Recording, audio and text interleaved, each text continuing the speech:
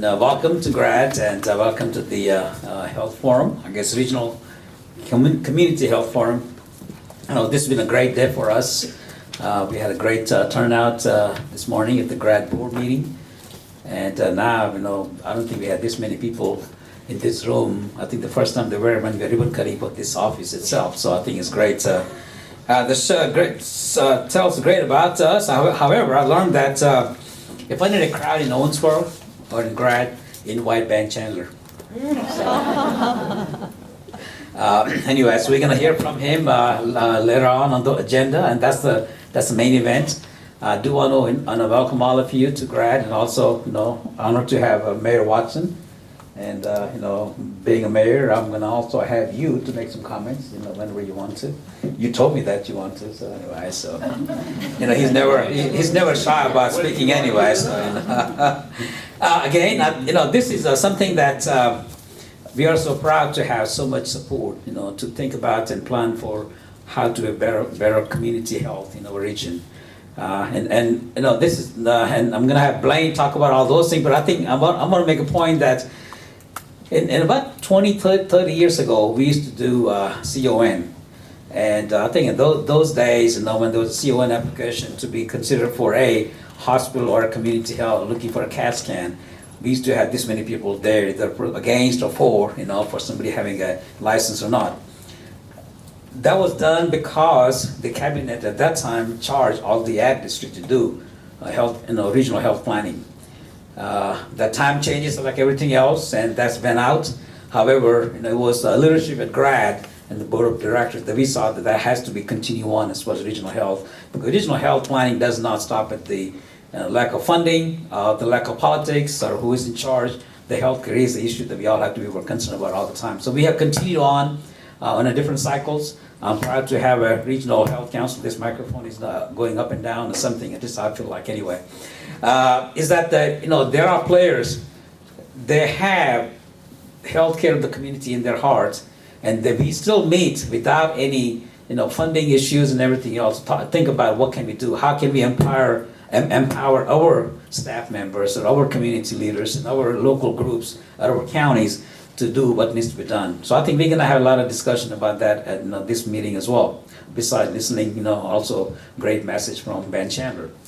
Every time we go out and talk about the healthcare and the health issues that affects the Commonwealth, they always come back. Have you thought about doing certain things? Have you thought about doing a coalition? Have you thought about having regional forum and everything else? Somehow we did a bad job in telling the world what we are doing, or maybe we kept the secret to ourselves. But I think it's paying off. I think people are noticing, how this region, all the counties and all the non-profit organizations, from the hospitals to the district health offices and the urban areas and GRAD and United Way and everybody else have the same one goal in mind: to have better health for our citizens, in the future as well as for our children as well. So with that, I want to welcome all again to GRAD and for this forum, and please. Don't be shy. After the formal presentations by the folks, we'll have some Q&A. We're looking more towards what do we do from now on. They talk about some of the concerns we all have. So again, and welcome. And we do have some refreshments. It's not just the bananas and apples. It is something that you will be something that you like, and also stay awake for this session as well. So again, thank you and welcome to GRAD. I'll turn it over to Ben.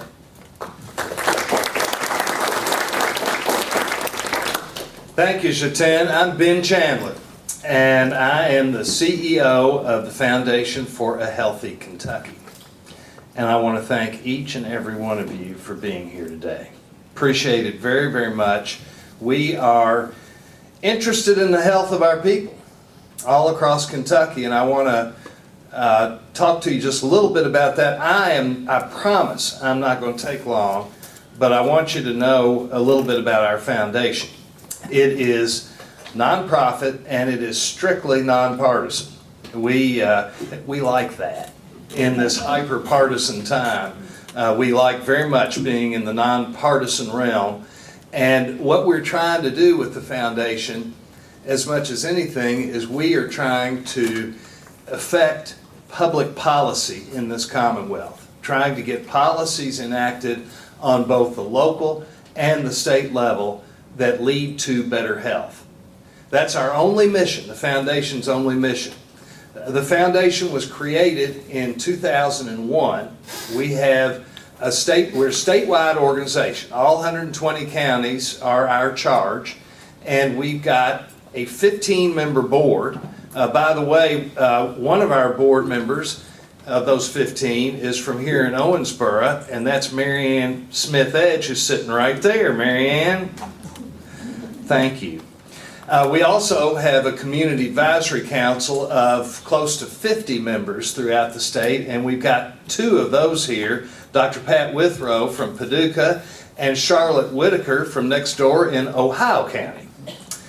So we've got some of our folks here represented, but we're trying very hard to go all across the state and talk about the issues that are of interest to our people relative to health.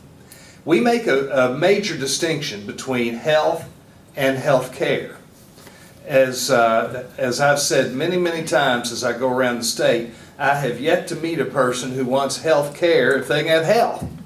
Health is what we really want. And our foundation, consequently, is trying to focus on health, upstream, the things that will keep us healthier so that we don't suffer, we don't face as many acute or chronic conditions. And of course, you can imagine what all the benefits of that are, and I'm not going to go into all that. But I just wanted to tell you, we have 4 particular focus areas. Those focus areas are going to be addressed very quickly by 2 or 3 of our people here in a minute. They are smoking and tobacco use, obesity, child health, with an accent on ACEs, or adverse childhood experiences, and access to health care. All of those are big issues in the Commonwealth. We could tell you why they are.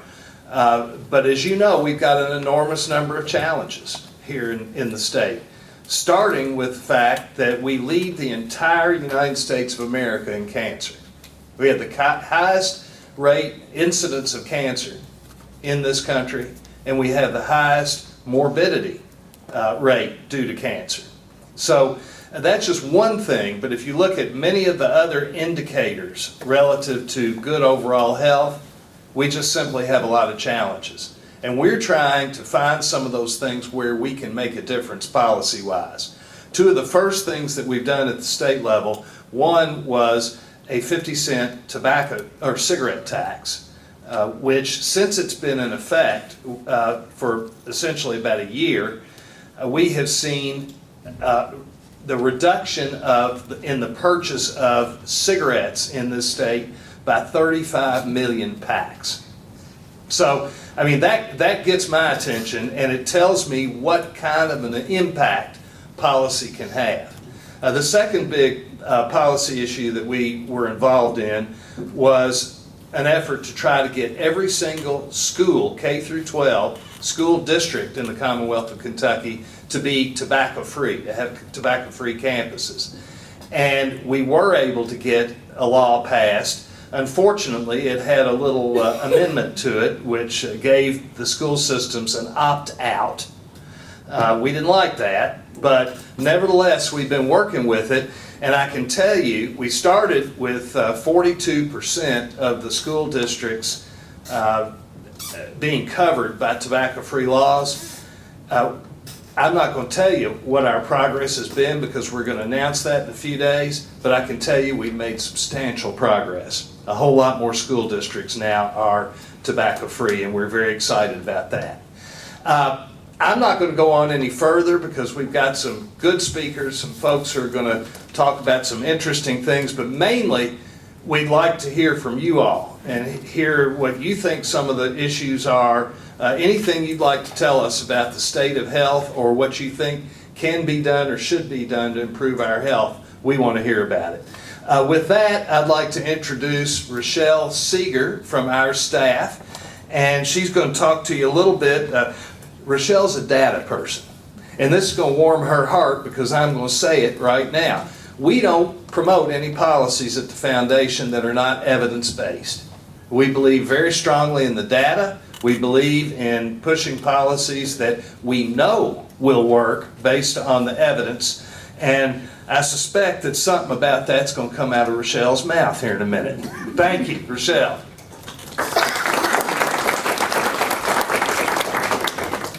Thank you so much, Ben. Rochelle Seeger. I'm honored to work at the Foundation for a Healthy Kentucky.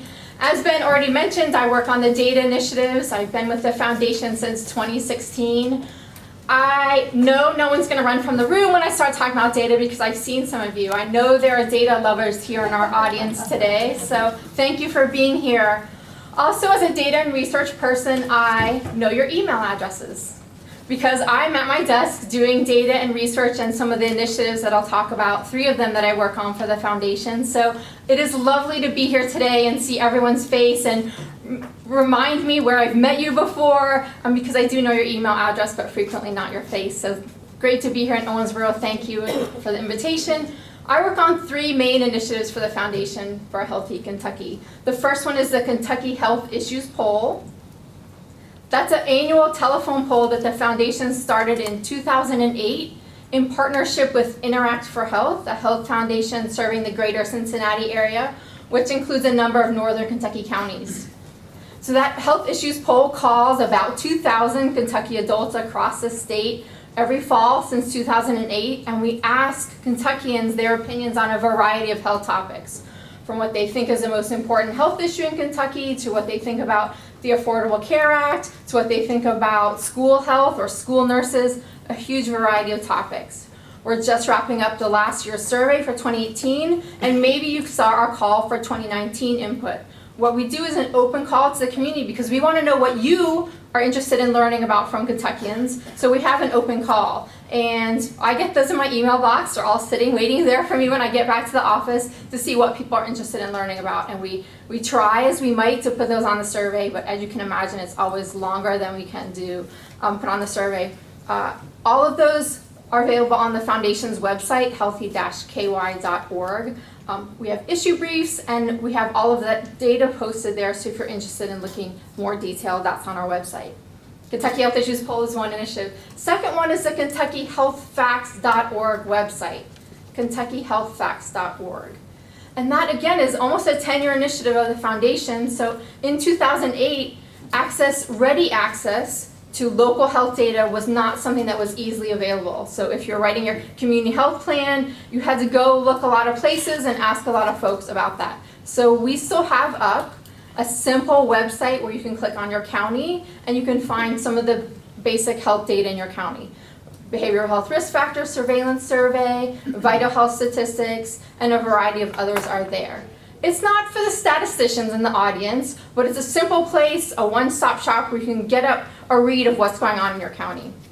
That also has a tab called Tracking Health Status, and that has about 14 indicators that shows the state as a whole and where we rank in that.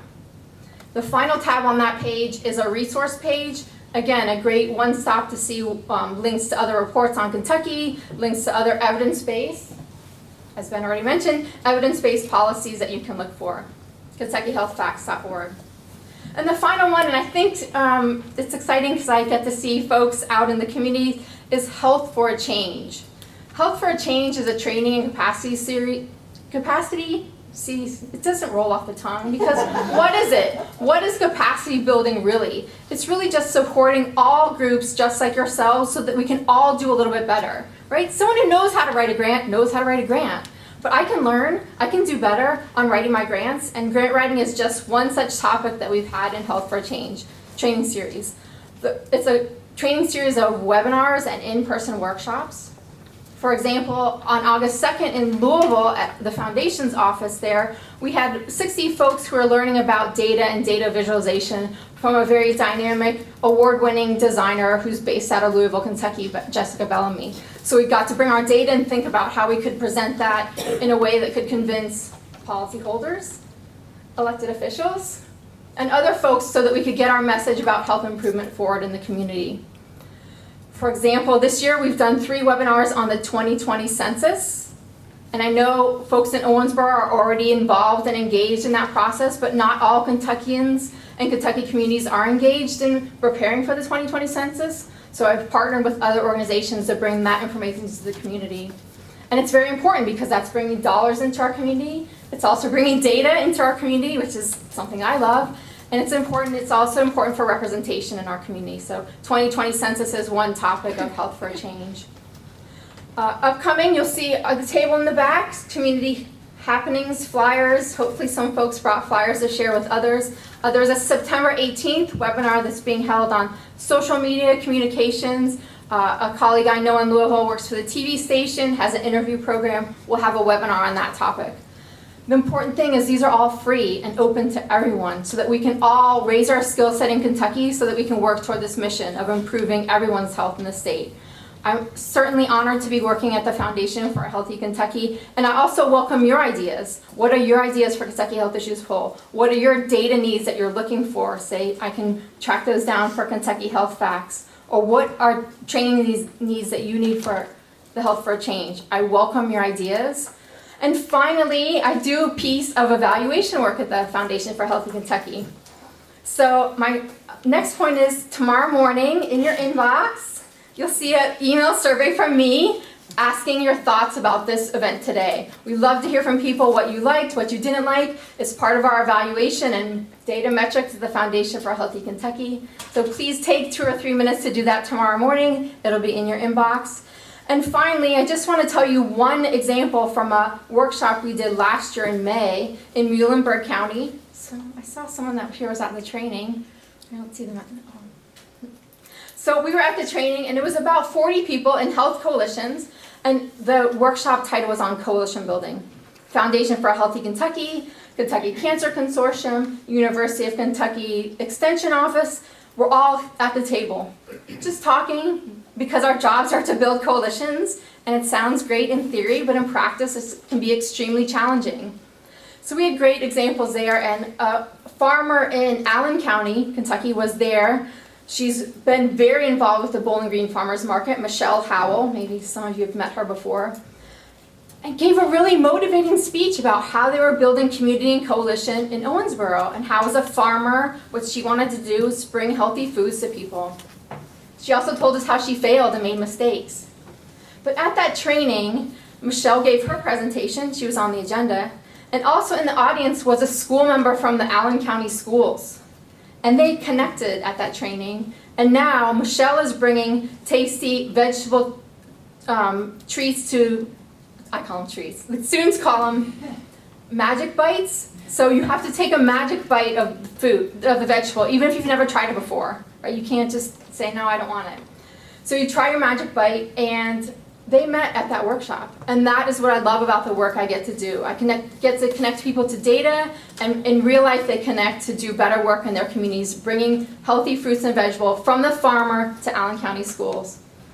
I'm happy to be of help. I'm honored to be working here at the Foundation for a Healthy Kentucky.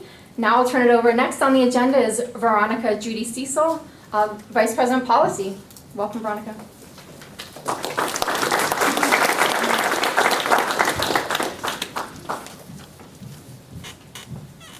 Good afternoon. Nice to see everyone here. We appreciate you taking the time out of what I know is probably a very busy day to spend it with us and to get this opportunity to learn from each other about what's going on, the good work that's happening in your region, the work that we're doing here at the Foundation.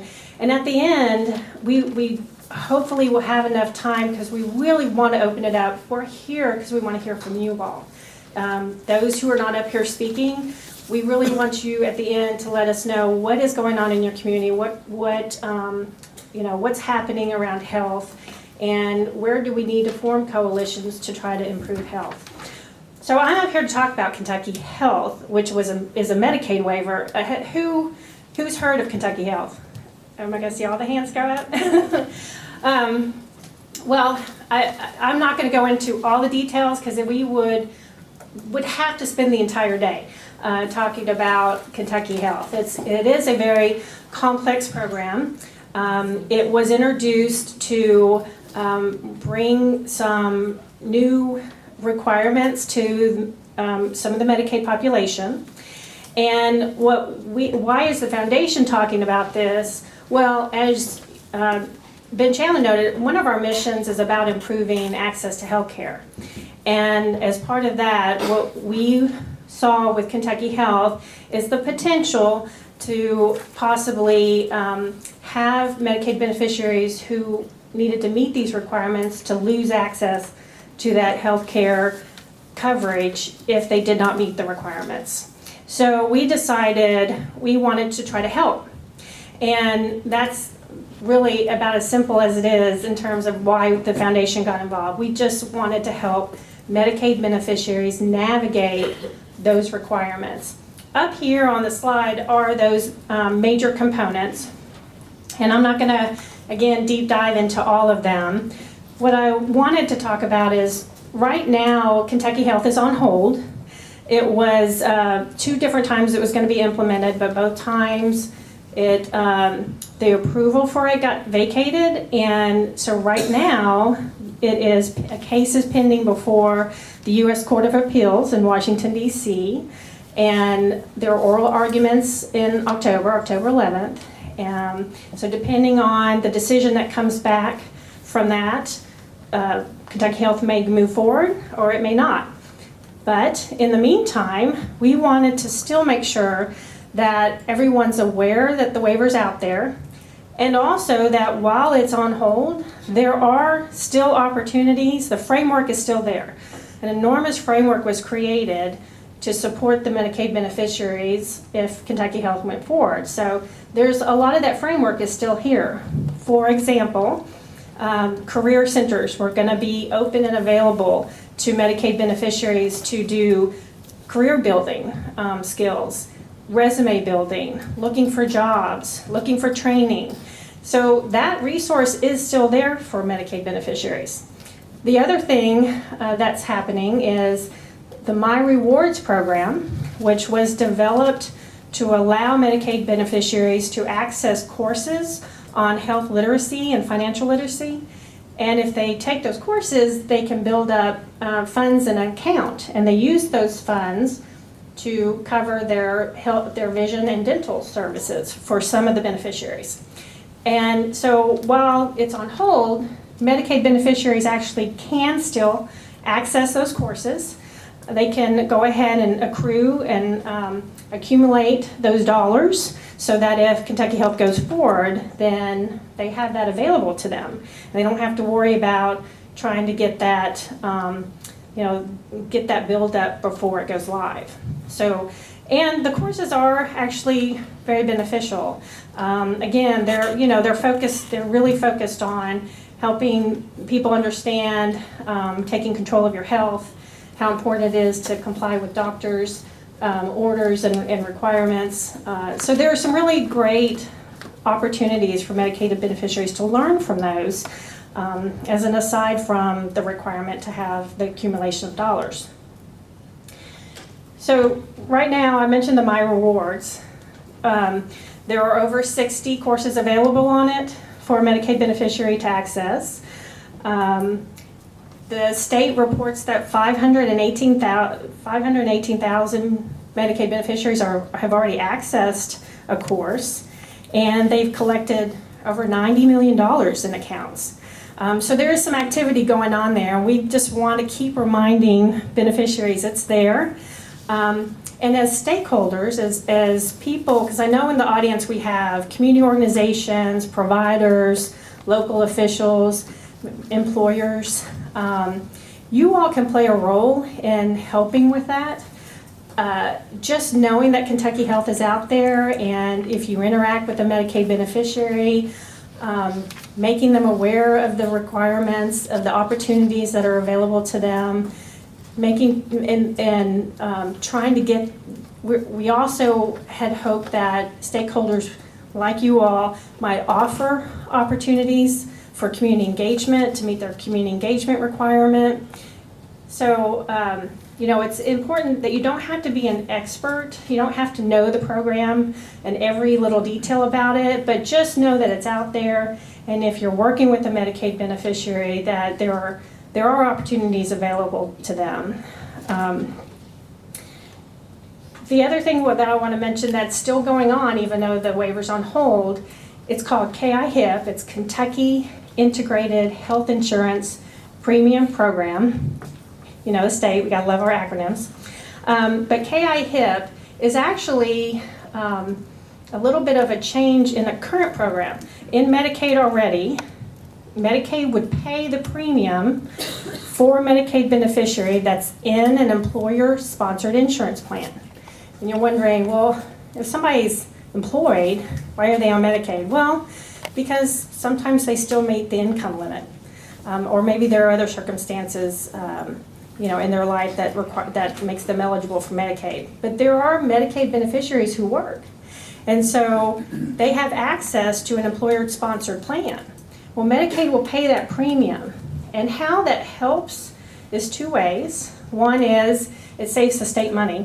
The state does a cost effectiveness evaluation, and if it looks like paying the premium would cost the state less than actually paying the claims directly for the beneficiary, then they're going to pay the premium. But what can really help the beneficiary is that beneficiary's family might be able to get coverage and Medicaid pay that family plan premium if it's deemed cost effective. So the whole family gets the coverage together and Medicaid covers that cost. So right now it's voluntary, it's optional. What Medicaid did was expand that to the entire population. So anybody now, any beneficiary Medicaid that works and has access to an employer-sponsored plan could actually opt into this program, and possibly get their family covered. There are some nuances to it. It's got to be cost effective. The beneficiary has to understand that if they decide to go into the employer-sponsored plan, if they see a non-Medicaid enrolled provider, that beneficiary is going to be responsible for out-of costs associated with it. So there are just a couple of things the beneficiary has to know. And so while we're making sure everyone's aware that this program is now available, it's very important that the beneficiary sit down and go through all of the options that come with it and understand it. And then the other thing that happened with the state, in case you haven't heard, is that there's been an expansion on substance use disorder treatment. Medicaid started covering methadone, which they didn't do prior to July 1st, for the treatment of substance use disorder. They've also allowed increased access to the number of beds available. Before, providers were limited to 16 beds. Now, a provider can have up to, I believe, 92 beds. And that has to do with an archaic requirement from the feds about you can't pay for it in a institution of mental disease. So now they say, they're allowing, so mental health facilities can now receive reimbursement for treating somebody with substance use disorder. And so this is a great expansion of the number of providers that would be available to a Medicaid beneficiary. So those are the couple of things I wanted to mention. As I said, one of the other things we are hoping to do if Kentucky Health goes forward is to have a stakeholder council. And all of you here in the room, if you come in contact with a Medicaid beneficiary, we want to know from you what's going on. What are the lessons learned? What are the successes that are happening? So we're going to create an advisory group. And if anybody would like to be a part of that, let me know. We would love, we're going to be very inclusive. We would love to hear from everyone that has that experience. We would love to hear from that. And because we are working with the state very closely, and they want that feedback, and they want to be able to try to remove those barriers those unintended consequences that might happen once it goes live. So if you're interested in being part of that stakeholder council, definitely reach out to us. And then I did want to mention, we've got a couple of folks, I know at least one folk from Kentucky Health here from the cabinet. So if you have specific questions that you want to ask about, the components of Kentucky Health, the current programs that are going forward, they're here. Come up and look for me. Oh yeah, so we got a gentleman right here. Oh, two, yeah, gentleman and young lady right here. So please feel free. They're here for you guys. If you have questions, they want to interact. They want to know what those are. And so don't hesitate to come up and ask us questions afterwards. So I am going to turn it over to Bonnie Hackbarth, who is Vice President for External Affairs. Thank you all.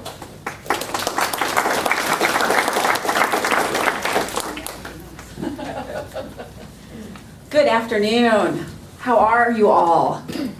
Thank you so much for being here. This is not a flash drive. This is an e-cigarette. The pod in this e-cigarette with the juice in it contains as much nicotine, at least, as an entire pack of cigarettes. That brand of this cigarette is called a Juul. But if you go to copycat brands of pods that will fit the Juul, you will find that they can sometimes contain as much nicotine as 2 packs of cigarettes. This is a product that has become an epidemic among our youth, as young as middle school and maybe even younger. We are hearing stories of kids who are using as many as 2, 3, 4, sometimes even 8 pods a day. It's no wonder that the FDA is investigating incidences of seizures associated with e-cigarette use. These are easily hidden. Kid can hide it in his watch band or in his sleeve. Teacher turns the back, they take a quick hit. There's no vapor necessarily associated with it. Blow into their collar, and they've been getting nicotine during the class. What can we do about this? We know that nicotine is terribly damaging to the developing brain. It changes the way that the brain is wired. It makes that child more susceptible to other addictions long term, in addition to the immediate effects of affecting mood control, attention ability, learning, those kinds of things. In addition, the aerosol, it's not vapor, the aerosol that is released or exhaled from these products contains not only nicotine, but carcinogens, volatile organic compounds, heavy metals, flavorings that, while approved by the FDA for eating, are not approved for inhaling deep into your lungs, where they cause popcorn lung. Pat Withrow here is a retired cardiologist from Paducah, and he will often hold up a giant one of these when he speaks to classrooms in Kentucky and say that this is the single most efficient drug delivery device on the planet. More efficient than a needle, more efficient than a cigarette, because it takes that drug to your lungs where it is immediately distributed throughout your body and to your brain. And what we have is companies that are owned, at least in part, if not in total, by tobacco companies that are using the same tactics that tobacco companies have used for years to target children to get them addicted when they're most vulnerable to addiction before age 18, which is where 90% of tobacco use starts, 90%, so that they can create a new market of addicted adult nicotine users. And this is the way that they're doing it right now. What draws the kids in is this cool shape. You can buy skins, just like for your phone, to make it pretty and fun. It looks kind of cool. It's easily disguised. Looks like a jump drive. This is a jump drive. This is not a jump drive. And then they add flavors. Now, Juul, the brand itself, it comes in a box that looks like this, has taken some of their flavors out of retail stores. They're still available online. The fruit flavor, the creme de menthe, what's it called? Creme brulee, are only available online with what we understand are some pretty good age checking algorithms. But you can still buy this in the store. Sometimes it's behind the counter, sometimes it's not. They're supposed to check the age for 18. But of course, 18-year-olds often are still going to high school and they can buy them and give them to their friends. So this is a product that we're just seeing an epidemic of in Kentucky. In fact, 26.7% of high school seniors are now using these products in Kentucky. That is twice the rate of just 2 years ago of using this e-cigarette product. And as a result, where we had this trajectory that was going like this for youth tobacco use of any tobacco product, suddenly it's jumped back up. And we've lost about a decade of progress. And remember, what we're doing is addicting kids who are at a brain development stage when they're more susceptible to addiction. And so we're creating a whole new generation of tobacco users. And while we're already, as Ben said, the cancer capital of the nation, we're setting ourselves up for creating a whole new generation of people who are going to be dealing with the results of tobacco-related disease. Are these safer for adults who are smokers to use than cigarettes? Probably yes. Are they 95% safer like you may have heard? No. But for adults who already smoke, especially if they use them to quit, which is not a proven use by the FDA yet, they may be. What I want to emphasize for you today is we're talking about kids. We're talking about kids who use them and kids who take in the secondhand aerosol. And it is much closer to smoke than it is vapor. It is not harmless water vapor, but kids think it is. And when they see flavors like watermelon and unicorn poop, literally, we know that they are not, these companies are not marketing to adults who want to quit. They're marketing to children. And they're using the same tactics to tobacco that tobacco companies have used. So what's the big deal besides health? Well, there's a cost. $1.92 billion already per year in healthcare costs associated with tobacco use in Kentucky, $585 million of which is Medicaid. That's your taxpayer dollar, to the tune of about $1,200 per family, per household in Kentucky, in extra taxes to pay for the healthcare costs of tobacco use in Kentucky. In terms of productivity losses to business, $2.79 billion per year. Keep in mind that tobacco as a crop brings in about $370 million in Kentucky. $585 million in Medicaid costs alone, $370 million in crop value. One of the things that we can do is tobacco-free schools. As Ben said, we helped pass the tobacco-free schools law, and I'm excited to report that in addition to the schools listed in this map, since the law was passed, we now have Webster, Henderson, Davies, Ohio, and Hancock counties all having passed tobacco-free schools in compliance with the new law. We're missing Union. We're missing Union County. Anyone here from Union County? Okay, all of you non-Union County people, please contact your school superintendents and your school board members and encourage them that this is a health issue. And encourage them if they would please look to the benefits of going ahead and passing that tobacco-free school policy. This is one of the first things that we can do. Another thing that we can do is have smoke-free laws. We've got some good smoke-free laws in parts of Kentucky, but you can see that that map is a lot grayer, meaning no progress, than the tobacco-free schools. And in this area, we've got some smoke-free laws, but they've got some exemptions. You know, maybe it's bars, maybe it's private clubs and restaurants, but people still work there.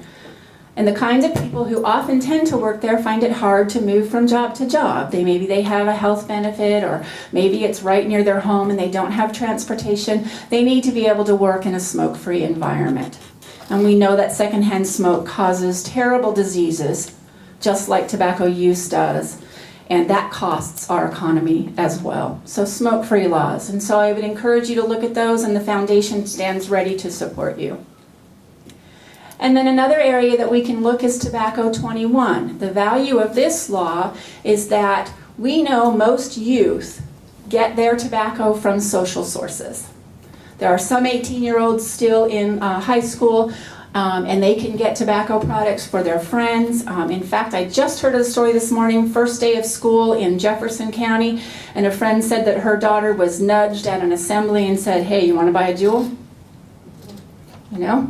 And so, but if we cut that off, we know that 16 and 17-year-olds do hang around with 18-year-olds, but they don't necessarily hang around with 21-year-olds. And so that helps reduce their access to tobacco products. We're working with Senator McConnell to get a bill passed at the federal level that would require all retailers to ID check and sell only to those who are 21 and over. Okay? So that bill that we like so much that we worked on with Senator McConnell, by the way, does not have a military exemption, and originally he had planned to do that.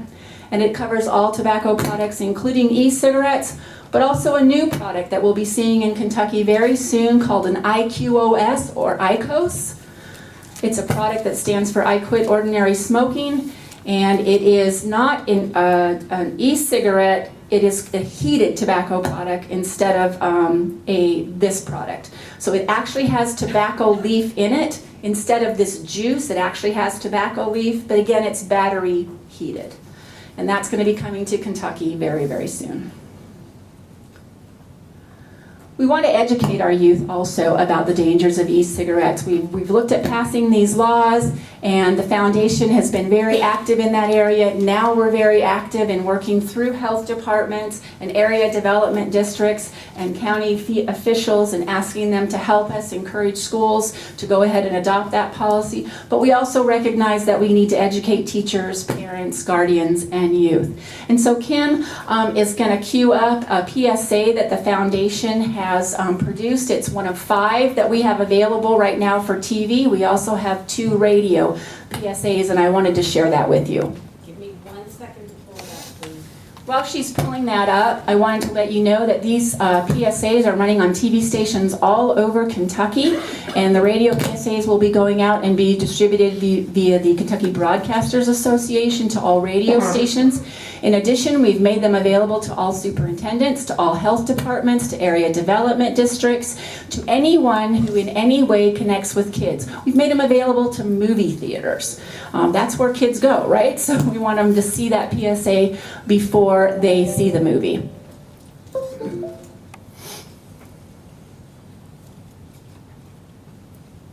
E-cigarettes are more addictive to teens than adults. It's really making me mad that companies are getting rich off of hurting kids with these flavors. A lot of people don't know that one little pod of this e-cigarette is equal to a whole pack of cigarettes. If my friend said everybody's doing it, I'll be like, they're doing it because they're addicted to it. They can't stop.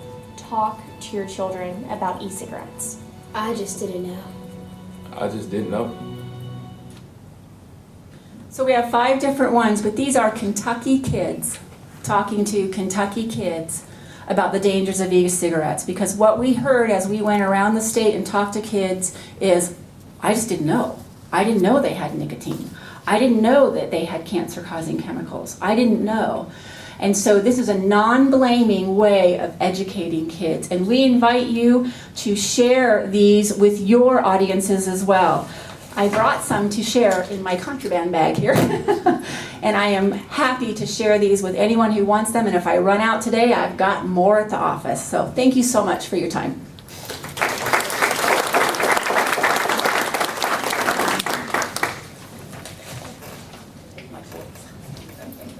Here, this is funny.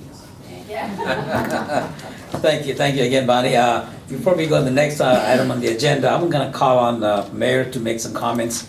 You know, oftentimes we have to go to City Hall to express our views. We're lucky enough to have a mayor come down and listen to us too. So again, Mayor, we're going to hear from you as a provider, but also as an elected official too. Thank you. Well, I have no prepared comments, so my comments will be brief, but he might be the best politician in America. I believe if you could get the left and the right together and put your 10 in the middle, we maybe could figure out some of this mess we got going on across the country. But in my real job, I'm a prosthetist and an orthotist. I'm an above-the-knee amputee and have been since 1970. And so I have the cat's out of the barn on this healthy stuff with my patients. When I first got into prosthetics and orthotics, we had didn't have real great iOS standards, and the thought was if you weighed around 200, 225 pounds, most of the components that we put together, would work and it wouldn't fail. Last summer, I'm on staff at 2 or 3 different hospitals, and we had a patient that came into our office, and he had a bunch of issues, diabetic, 6'7", 555 pounds, according to the scale at the post office. Ours couldn't do it. And he had become an amputee. And so when we did this surgery, we had to put 2 beds together. And this guy was like 29, 30 years old, and he became an amputee. And so our componentry generally goes to 335 pounds, which 20 years ago I kept telling the manufacturers that, we're not very healthy in my area. I wasn't going to speak about everybody else's, but we had a lot of people that were overweight, and somebody comes up to me the other day and says, "Hey, Tommy, you look like you lost weight." And I go, "Mine's in the lost and found department. I'll lose it, I'll find it." So, but the biggest problem with most of our folks is if there was a pill for denial, then I think we would be heading in the right direction. And that's the thing that bothers me the most about our patients. I took care of a young lady not a month ago. She was 12 years old, 193 pounds. I mean, so she's doomed for an unhealthy life. And I didn't know, so to speak, some of the things that Ms. Hackbart was talking, because I met with some of our great cancer physicians at OH, and we're trying to get the school system together to try and do away with some of this e-cig and that, what is that stuff where it blows all that smoke up in the air after is it vape? E-cigarette aerosols. Vaping or People call them vapes, but that's. Same thing? I mean, and so there's discussion to try and do this, because, as an elected official, the other hat, we're in a community with about 4% unemployment. And so we're down to the fact that we've got mostly unhealthy people that don't have jobs. And when they don't have jobs, they have problems with health care, health insurance. And last number I got, I think our Medicaid shortfall in Kentucky is about $1 billion in that neighborhood or something. It's huge. So, as was mentioned before, those are our tax dollars going towards something that hopefully, with your help, could be possibly curbed a little bit. But it's a long, drawn-out affair, and I admire you for taking on this challenge, because it is a huge challenge, and I have no solution for it. In my practice, we see the end result of being unhealthy, not very active. If it's not a lower limb problem, it's a back problem, it's a shoulder problem. I mean, when I first started seeing people in 1972, I didn't even know what a Hoyer lift was. Now there's 15 or 20 of them in every nursing home, because the patients are so obese and so big, they can't get them out of the bed. So if something doesn't happen, and it won't happen overnight, because this is a problem that is just kept getting worse and worse, and it's going to get even worse. And so I commend you for what you're doing. As an elected official, we need everybody as healthy as we can, so we can get them to work, so we can get their tax dollars for the general fund, and we can lower our Medicaid issues in Kentucky, because they are a problem. And I don't remember the percentage, but a tremendous amount of it can be directly responsible from smoking and bad eating. So I'll tell you that this year I tried broccoli, I tried cauliflower, I tried green beans, and they weren't too bad, but I did make some effort to try and be a little healthier, and vegetables, my wife's been trying to get me to eat them forever. But I think if you don't have a starting point, you're not ever going to get to the finish line. And you've got to have a starting point, and this is a great way to do it. Thank you for your time, and God bless you for what you're doing.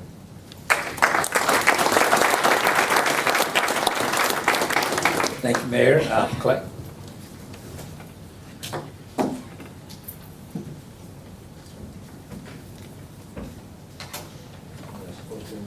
No, I'm good.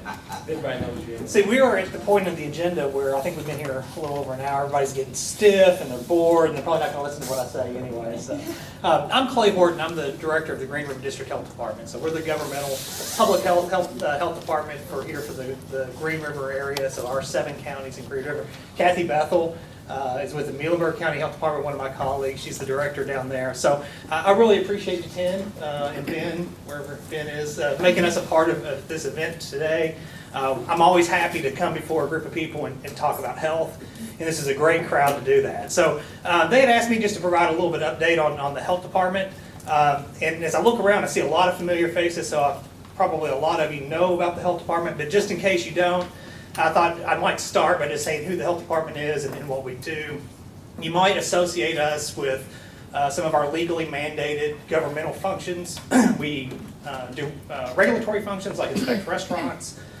We investigate health nuisances.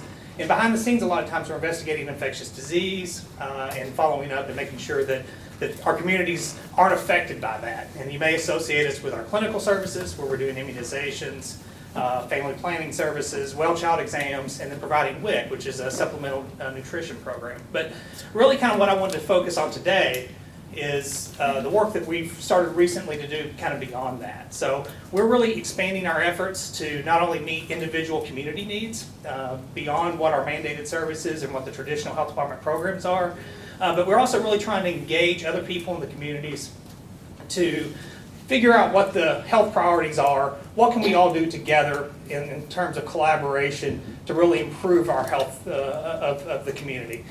We realize that we're always on a continually shrinking governmental budget.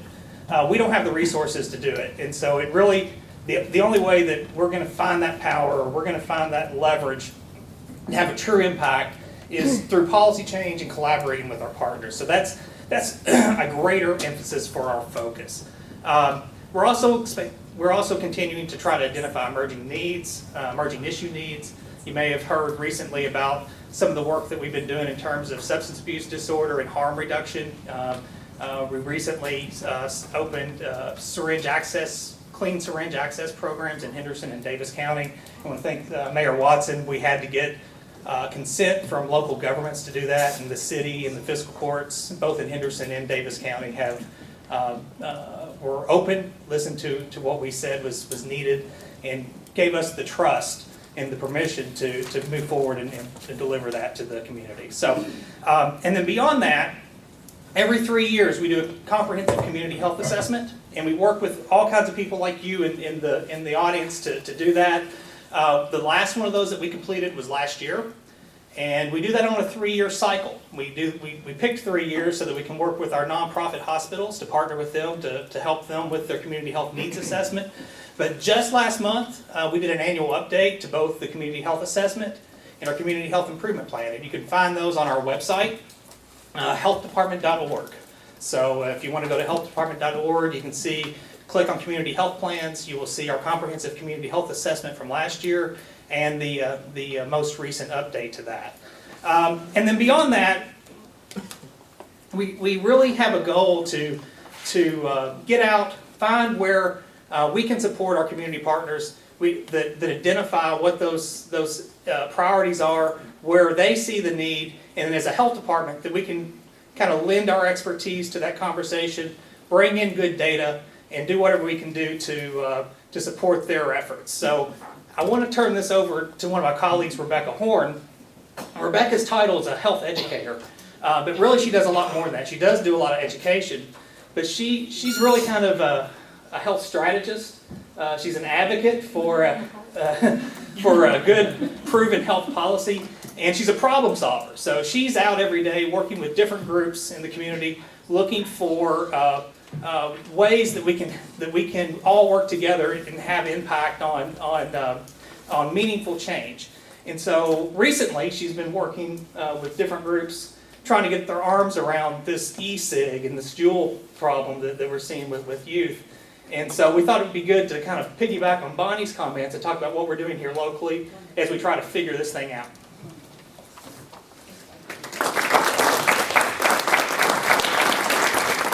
Thank you. Bonnie's done a lot of my work for me, so I appreciate that. So I don't have to go into all that. I'm just going to go into a little bit of what we're doing here in the health department with the vaping issue, because that's really kind of grabbed everybody a little bit. The schools, it's driving them nuts. They're calling us. What we've kind of developed here, and when I say we, let me just preface by saying, when I say we, I don't mean Green River District Health, because I see a lot of my coalition and my partners here, my ASAP board members, my 7-county health coalition members. So when I say we, I mean all of us. And now that you're here and I see you, you're going to be my friend too, and we're all going to work together. But we have kind of went with a 3-prong approach to this vaping issue. What we have really done well with the traditional cigarette issue is the social norming issue.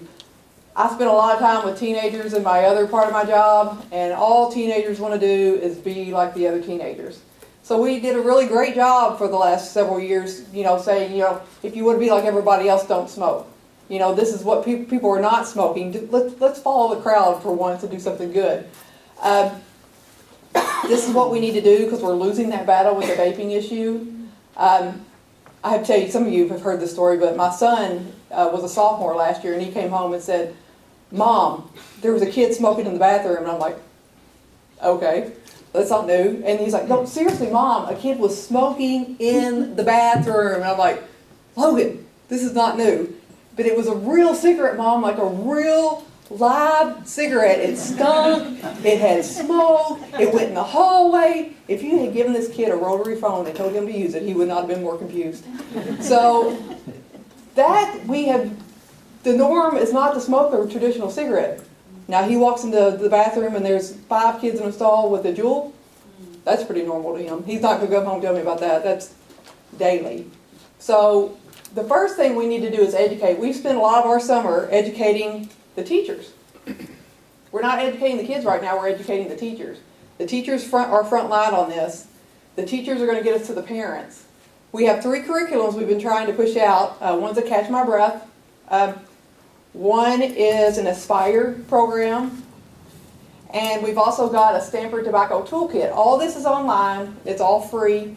It's very easy for teachers to go in and use these. The Catch My Breath is a 4 sessions. The Stanford Tobacco Toolkit is basically you can have a PowerPoint and a Kahoot. That's a thing the kids like to do. You can have worksheets. The Aspire is very almost video game active. So that's their first prong. The second prong is we need to change the consequences. And I know Diane loves this because of the community change. We have various strategies. We can't just educate. So changing the consequence, we talked to coaches. I know several coaches have really beefed up their consequences. Some coaches are kicking them right off the field one time. I know my daughter's coach, one time, 6 games out, next time you're off, which is a lot different than last year, which when you set 1 game. Unless there's all the coaches throughout, we've been talking to them just here and there throughout the 7 counties. And then, what are we doing with the kids that get caught at school? Because you got to remember they're caught, but they're also addicts. So we're going to have to help them. Because all we've got right now is nicotine patches and gum and lozenges and some prescription Chantix. You've got a kid that is using 2 or 3 of the 2-pack-a-day Juul pods like Bonnie was talking about. I mean, you're not allowed to put patches all over them, and they're not even allowed to use them at 15. So that's an issue that we have to really deal with. So changing the consequences, making sure we're doing the appropriate consequences and giving them the help they need is an issue. The last prong that we want to deal with is the policy. Mayor. Excuse me. But having our policies, that's a big thing with the norm. Making it, one of the big things with tobacco, with the traditional cigarettes that really brought the rates down, we have smoke-free policies. It's not normal to see somebody smoking in a restaurant. It's not normal to see them smoking in the workplace. It's not fun to smoke outside in the cold, so that's not appealing to the kids.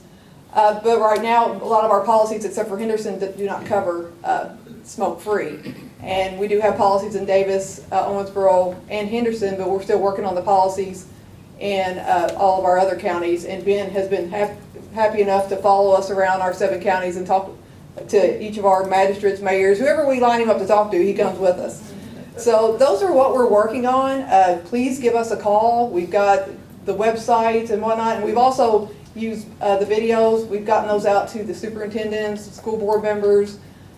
We had a really good meeting with Davis County School Board members and principals and whatnot, and they're really, a lot of the schools have given us feedback, and they're really doing a lot on the ground with this, and that's what it's going to take. It's going to take us all, because, you know, the health department can't do it, the hospital can't do it, we all have to do it.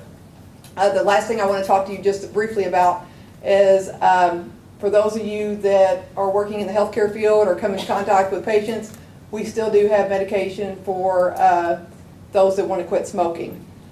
Thankfully, through the last few years, we've gotten grants from the hospital.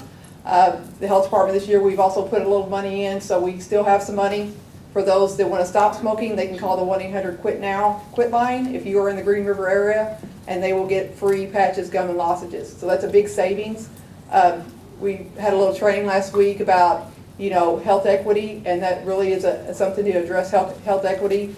We're reducing the barrier of cost, and for some of our more rural counties, it's not real feasible for some of our patients to get to a class weekly or you know, get to a hospital and do a class. Maybe they've got sports and things and kids. So this is making it very easy for them. Not only can they call the quit line to get their counseling, they can get their medication shipped right to them. So please promote that. We have flyers on that. We'll get you any information you need. And if you have any other needs, please call the Green River District Health Department.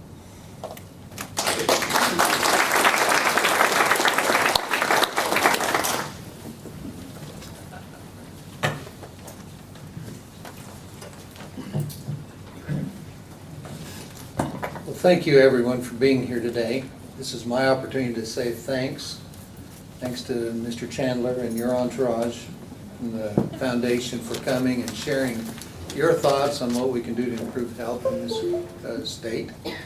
Thank you, the health department, for all that you're doing to help as well. This is one of those tasks that is a big task, and it requires all of us. Fortunately, in our region, we have another group that is working diligently to try and improve the health, and it involves many, many of you that are in this room today. And so I want to, and if you're not involved, we hope that you will get involved. Let me share with you a little of the history of our Green River Region Health Council. This council, Jatan said 20 or 30 years ago was doing health planning. It was more like 30 and 40 years ago, Jatan. I think he's losing it a little bit. 34 years ago, health planning was in process. We converted, we changed over the years to be more focused on health, to see what we could do to improve.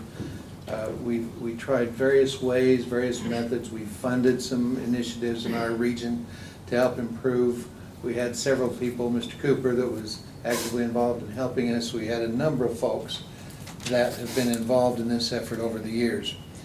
More recently, I guess, within the last 10 years, we were fortunate enough to get a federal network development grant, which provided us some funding to allow us to organize in all of the rural health counties in this region, local health coalitions, and to provide a coordinator to help those coalitions get started and start addressing healthcare needs.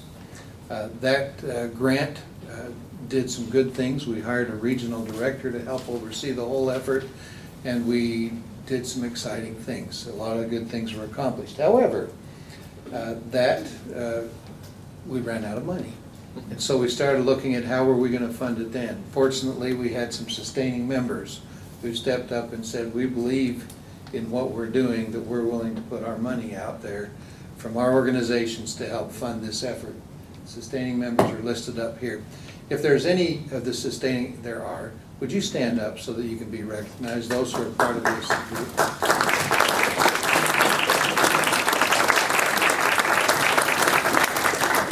Thank you very much. We appreciate this group, and they have funded over the years some significant amount of monies to help try different ways to keep this health initiative flowing in our region. Unfortunately, we haven't had the money to really help those local health coalitions beyond encouragement, support. The health department has been very helpful in stepping up and providing assistance to keep these coalitions functioning. Now, we're very grateful that the health department also started this 3-year cycle of planning, which Mr. Horton talked about. What a marvelous thing. In each county in our region, there is a process that goes through to identify the 3 or 4 top health issues in each county, which is defined by those people that live there. That's such a powerful thing. Health is, I think in an earlier meeting, it was said health is a local issue. It really is. It's up to local people to make the decisions and to find what needs to be done to improve health. And so locally, each of those 7 counties have established priorities on things that they want to work on and they feel they need to work on. And every 3 years, or every year it gets updated, gets looked at, progress is measured, and at the end of 3 years, a new cycle is established. It's a great foundation. It's a great starting point for addressing healthcare issues in the local health. What I want to do now is invite my associate, Cece Robinson, is going to share some of what is being done in each of these 7 health coalitions in our region. We'd invited them to come participate, and I said, oh, we'll come, but we don't want to participate. We don't want to stand up. So Cece, I told her she got to do that. So she gets the privilege of sharing a little bit about what we're doing collectively right now to improve the health in this region.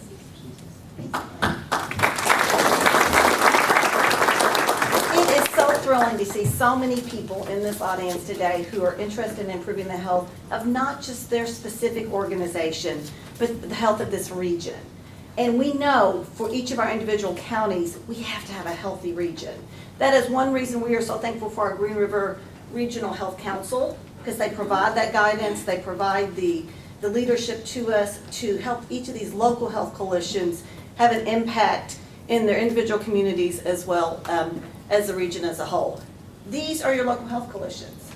We are very proud to say that all of the 7 grad districts have, grad counties that make up the grad districts, have representation from our local health coalitions. As you can see, we have Hancock, Ohio, Union, Davis County is Healthy Horizons, McLean County, Webster County, and Henderson County. Before we go into the efforts and some of those boots on the ground actions of the local coalitions, I'm going to turn the floor over to Ms. Becky Atherton, because she has to get back to her other job and take care of some students, I think, this afternoon. And Becky is going to represent the McLean County Health Coalition. And Becky is going to talk to us a little bit about some efforts that they utilized by partnering with Foundation for Healthy Kentucky and how they were able to use that in their local health coalition. Becky?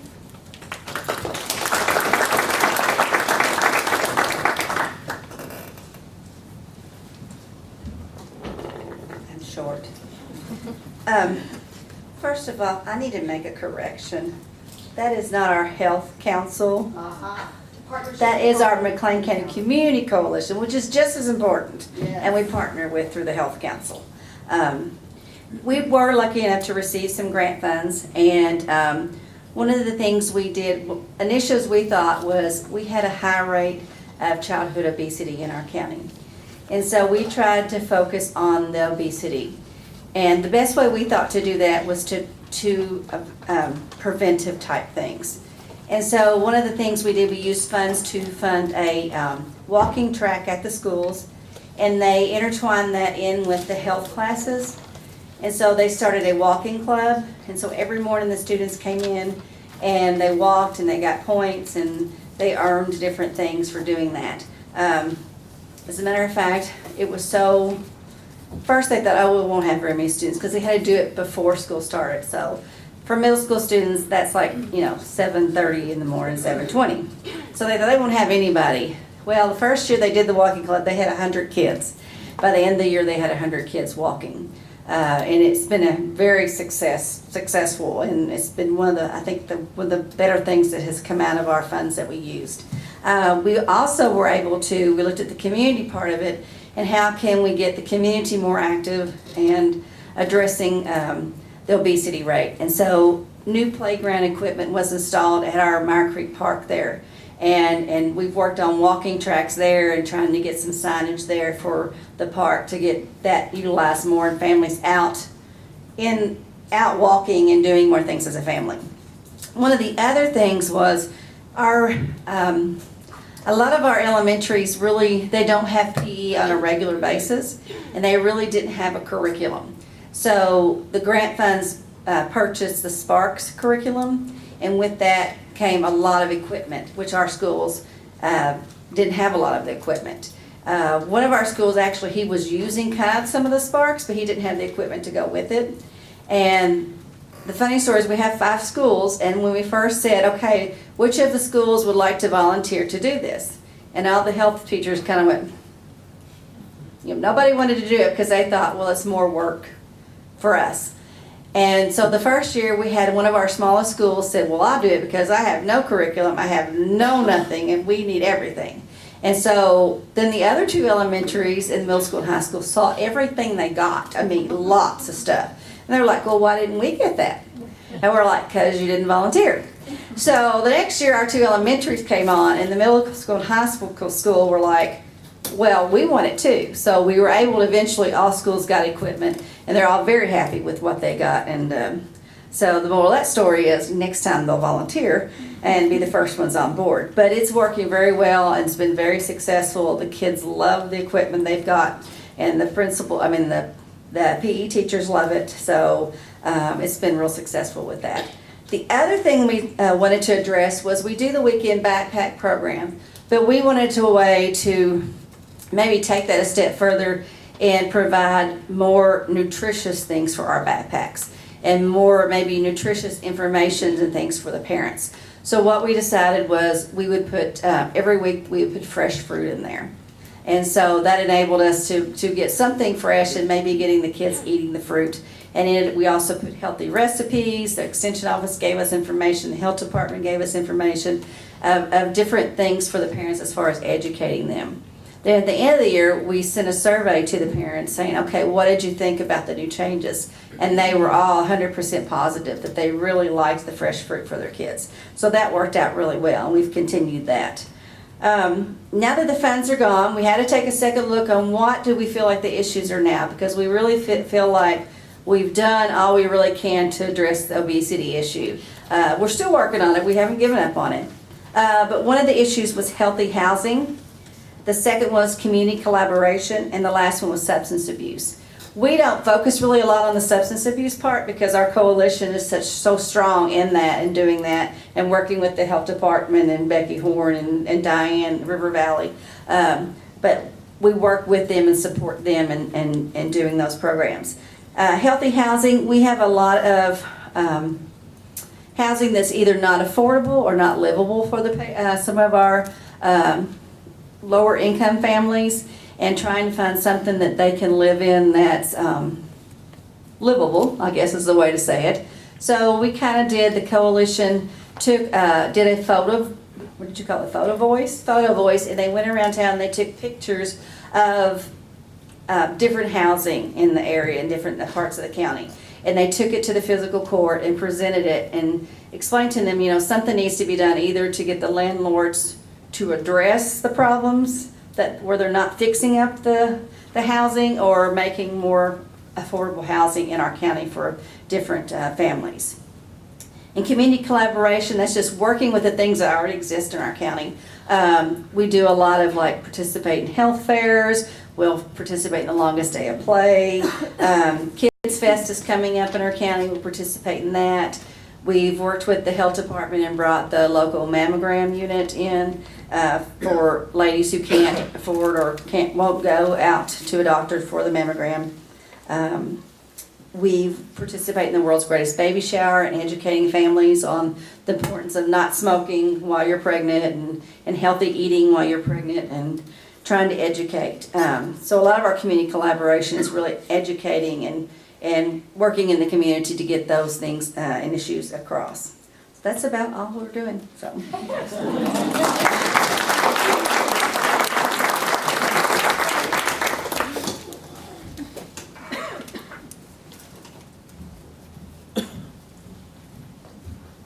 McLean County has such an active health coalition, and we are always so pleased to have them speak for us and represent our health coalitions because they do a lot of good work there in that community. Our next slide, we're going to show why Clay and Blaine talked about those community health needs assessments. What we found while each individual county has unique healthcare needs, there is an a uniting theme of all of those healthcare needs. When you go through their individual tactic plans that show what each coalition is doing to improve the health of their community, they all truly tie back into increasing access to care, which I know we talked about with Foundation for Healthy Kentucky, fighting substance abuse, and promoting healthy lifestyle choices and activities. So with that, we're going to skip over that since we already let McLean County go. What I'm going to do is call upon some of the members of our health coalitions and our health council to join me up here as we talk about the different areas of focus. So Brandon Harley, if I can have him come up and join me. What we're looking at first, we have increasing access to care. And you'll see when we combined the different top focal points from all the 7 different coalitions, there's a variety of different meanings to access to care. I think there's the traditional meaning of access to care of we need to get into physician offices. We need health care. There is substance abuse and rehab access to care, transportation. There are mental health. That really, when we redid this 3-year plan of our community needs assessment, I think all the coalitions across the board will say we saw a strong emphasis on we need additional mental health care providers and services. Dental health care. There's so many different areas that can mean access to care. Brandon, if you'll join me. Ms. Wells. So what we want to do today is just give you a little snapshot of those boots on the ground actions of the health coalitions. Here you'll see we have a picture of one of our health coalitions at a, I think that's Celebrate the Child. It's a really large event we have in Ohio County. And you'll see that they're distributing dental hygiene supplies. This was a big initiative in our previous CHIP. We had a good tie-in to our regional dental health community clinic, and we were able to have a focus of let's get toothbrushes and toothpaste and dental hygiene supplies out to these kids because they need it. And we need to be able to make sure they have good dental care. I believe this is Union County, had a mobile mammography unit come in. And those, I think we touched on that, was it McLean County? I think you just touched on that, that while we have lots of great brick and mortar mammography services available, a lot of times people in the workplace don't want to leave work and go and get that good preventative diagnostic screening. So we have worked with them and had some mobile mammography units. One thing we realized is that while we had the resources available, people aren't aware of them. It's a lack of knowledge. So I think each of our different health coalitions at different times tried to do pen and paper community resource guides. But how do you keep that updated? As soon as you print them, they're already outdated. So we were so thrilled this year to be able to bring forth an effort with United Way to do an online community resource guide, because we think that's going to be crucial to increasing access to care. Then there's traditional, as we talked about, just getting patients into providers. Some of that is recruitment. I got a picture of Mr. Piper there recruiting one of our new family medicine physicians, Dr. Nicole Akers. And then we also want to talk about, let Brandon talk about Audubon area. Audubon area is a community clinic. Well, I'll let you do the wonders. Thank you, Cece. Well, I appreciate the opportunity to come and speak to everyone today. I see a lot of partners, friends, board members, and other folks that we've crossed paths, worked together, and tried to get a handle on the healthcare initiatives. So for those of you guys who don't know, my name is Brandon Harley. I'm the Deputy Chief Executive Officer for Audubon Area Community Services. I've been with Audubon just about 4 years at this point in time.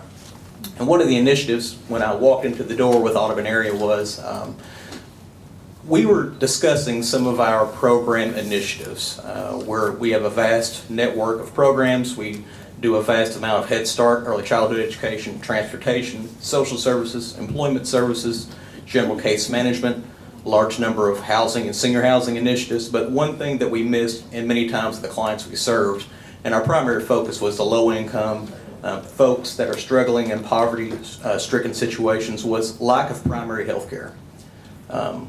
We can do many things. We can give folks houses, we can do case management services, we can provide lots of things, but if their health care is poor, if they have regular struggles that they can't get out of bed, they're out of breath, they have a heart condition, they just can't function on a day-to-day basis, the best programs cannot alleviate that piece.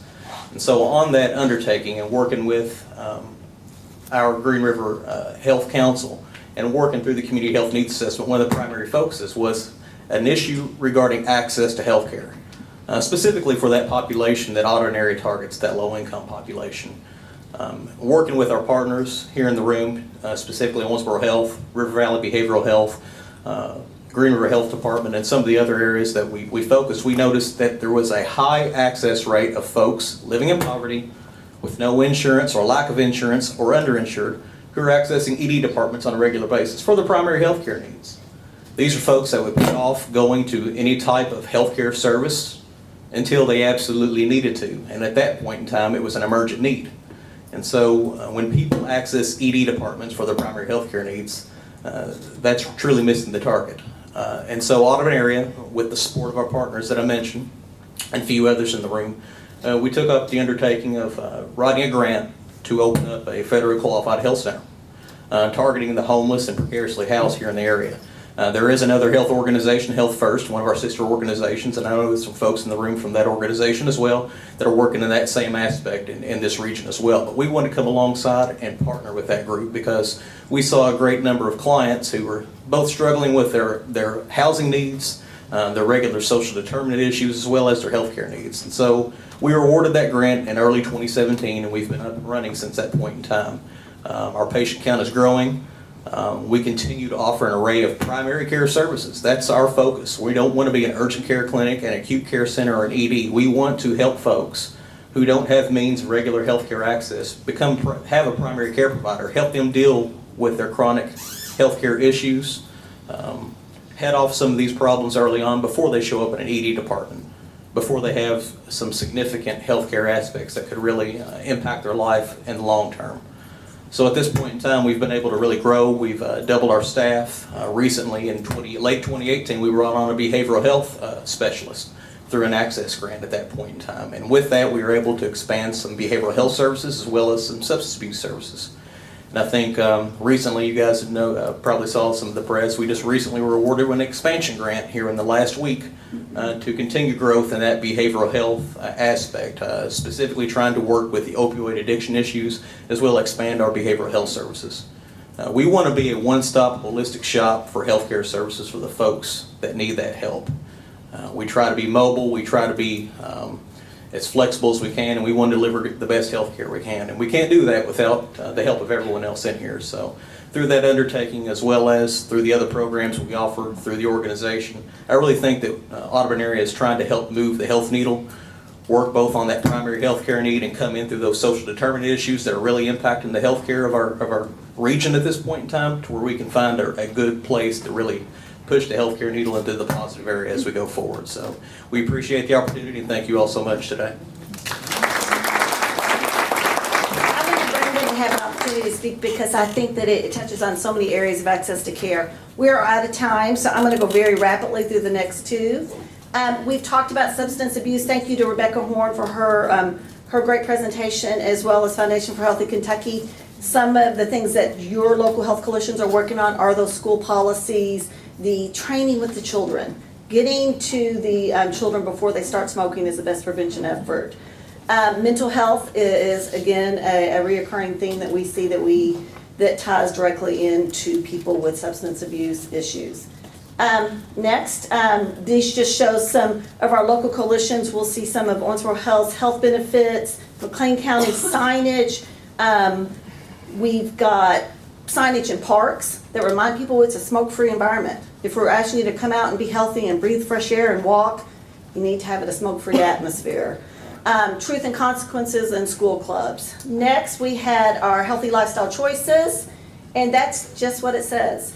the ability to combat the rising rate of obesity with increasing physical fitness.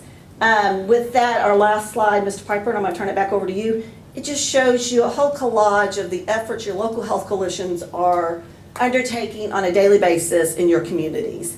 One I love to point out is that top one is a vending machine, and I believe that's Webster County. They're not here with us today, but they replaced those vending machine snacks with healthier snacks. It's small choices like that. They're going to make big differences. So with that, I'm going to turn it back over to Blaine Piper and say thank you. Thank you for your support of the coalitions. Thank you, Cece, and thank you all those of you that are working on those local health coalitions to make a difference in your area. You know, as we come to a conclusion today, we had some time set aside for questions and answers, and we're running out of time real fast. In fact, we ran out of time. So those who want to stick around and ask questions will stick around to give you an answer, or you can tell us what we need to do. That would be appreciated. But as we conclude, I want to just kind of bring in perspective where we're at. We have a lot of work to do, and I think if there's anything you take away from the presentations earlier today, we're not a healthy place. We have a lot of work to do. We've got, it can sometimes be overwhelming as we consider the task at hand. But let's step back a minute and just look at where we've come from. When I came to town, when I came to Kentucky almost 35 years ago, we had cigarette vending machines in our hospital lobby. Anybody could come in and buy cigarettes. People were smoking in the offices. Nobody was walking around the streets. There were no wellness centers. There was no places for people to exercise. Look at us today. Most all of our facilities are smoke-free. Not only the facilities, but the grounds are smoke-free. Most of our public places are generally smoke-free. We've made some great progress, and we need to pat ourselves on the back because that has come because of people like you in this room that got together and said we can do better. And that's a tribute to all of you who have done that. And so let's accept the appreciation of where we've come from, but let's also get involved and say we can move forward more in the future. Our Regional Health Council has made a decision to reorganize ourselves. We had sustaining members that had to fund the programs. We're now going to become an unfunded group that continues to meet to deal with improving health throughout our region, and everyone is invited to be part of that council. We're going to meet on a quarterly basis in meetings like this. We're going to talk about the problems. We're going to help figure out how do we support those local health coalitions as they start to address those issues in their own areas. Everybody should join your local health coalition. They need help. There's room for everyone at the table. Most of us in this room are involved in healthcare in one way or the other, or health in one way or the other. There's a lot of people out there that have a vested interest in this. We need to bring them to the table. We need to find meaningful work.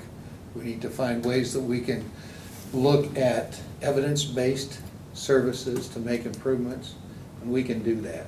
I really believe through my experience of watching what we've done that we can make a difference. So thank you all for being here today. Thank you for taking the time. Thank you, Mr. Chandler and your group, for being here. Very much appreciated. And with that, I think we're done. And you can go home if you want, or if you want Just a to refreshment in that room. eat those brownies before I have to go. So I can stay healthy for a minute. Thank you all very much.